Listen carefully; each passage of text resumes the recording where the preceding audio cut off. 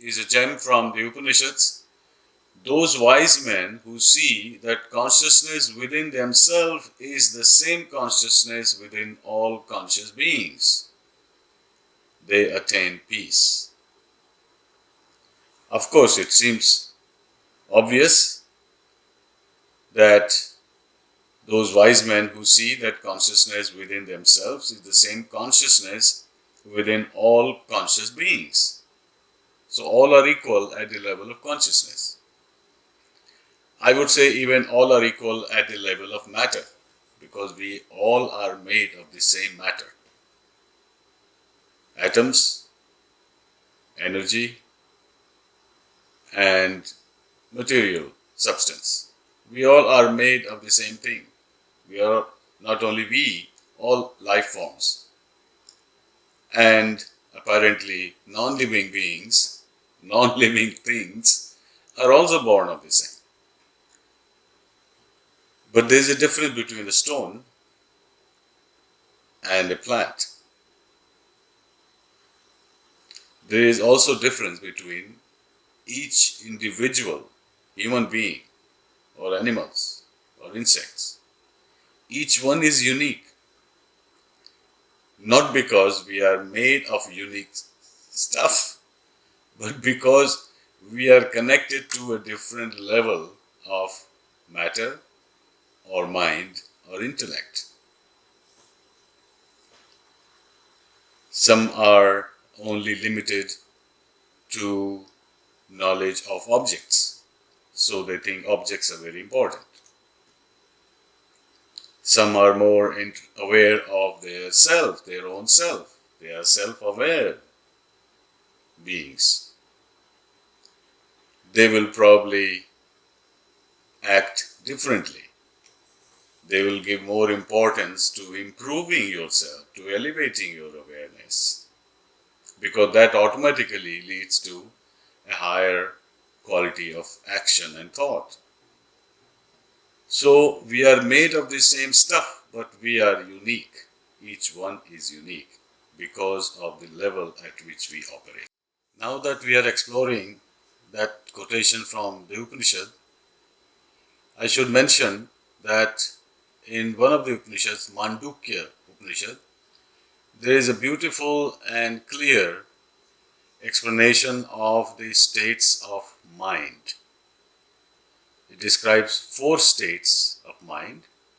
First is waking state, which means when you get up in the morning, you are awake and you can see the light and things and the sunrise and everything that exists in your dwelling and outside world. Waking state. Sometimes many of us get confused by thinking that the waking state is conscious state. Of course, you are conscious of the waking state or in the waking state, but that is a very, very extremely limited understanding of consciousness. Waking state consciousness. Okay, that's one dimension, very small, tiny. The second state of mind is the dream state. So the waking state, Jagrita, the dream state, Swapna. When you are dreaming, you are not awake and you are not in deep sleep. In between is the dream state. Now, what dreams are made of is another big topic for a separate discussion. But very briefly, dream state is your subconscious mind creating a world, and you are also created as part of that process that is taking part in the dream or is experiencing the dream. You're not resting because your mind is active. The dream state mind is active. The images, the sounds, the movements, colors, people, animals, whatever there is in that world, dream world, is in movement, in action, and you are also creation. Your presence is also creation of the dream. So you are participating in the dream, you are present there, you are acting, reacting, influenced by it. You are breathing fast or slow, sometimes you sweat, some people sleepwalk, whatever, lots of things happen in dream state. It is not restful state of mind. It's a very active state of mind. Your pupils are moving. So some people call it random eye movement, REM, as a good sign of resting. Well, it's a good sign of resting after the dream, or when you are not dreaming is resting. But REM resting is not real resting. It is dreaming. So that's the dream state, the second. The third is sushupti, or deep sleep. In deep sleep, you are really resting, your body is recuperating, rejuvenating, your mind is almost inactive, there is no thoughts, no dreams, your body is still for at least an hour and a half or two, and there is no movement, there is nothing happening or close to nothing happening. So that is deep sleep. Now the fourth state envisioned and explained in this Upanishad is the Turiya state. Turiya state means that you are aware of all the three states of mind. When you are in waking state, you are aware that you are now awake, and what you are seeing is a state of mind, or in a state of mind, and you're witnessing it. You are aware of it. In dream also, you are aware that this is a dream. It's kind of nice dream or unpleasant dream or scary dream. You are aware of that aspect of the dream also. You are aware that you're present in the dream, but you are not that true self. It is a shade of the mind which is experiencing the dream.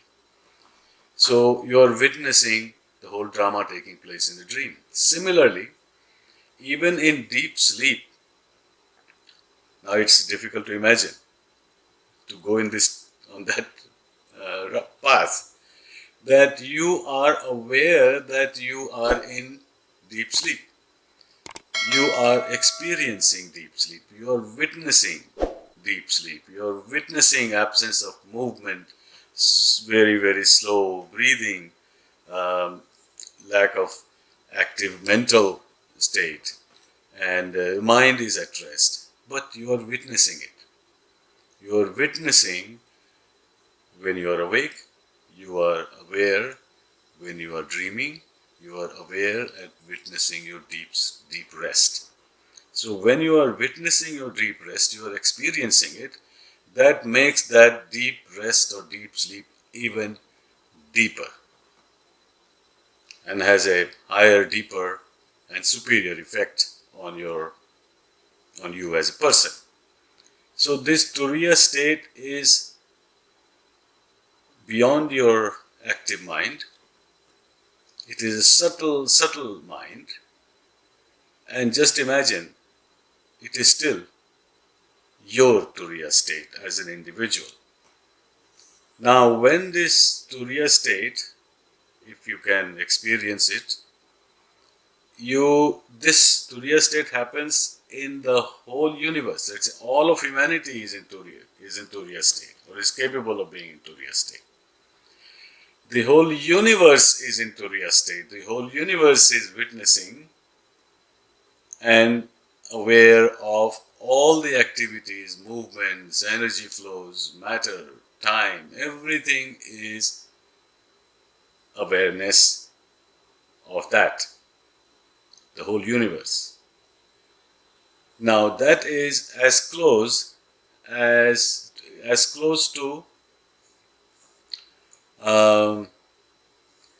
consciousness that one can easily imagine.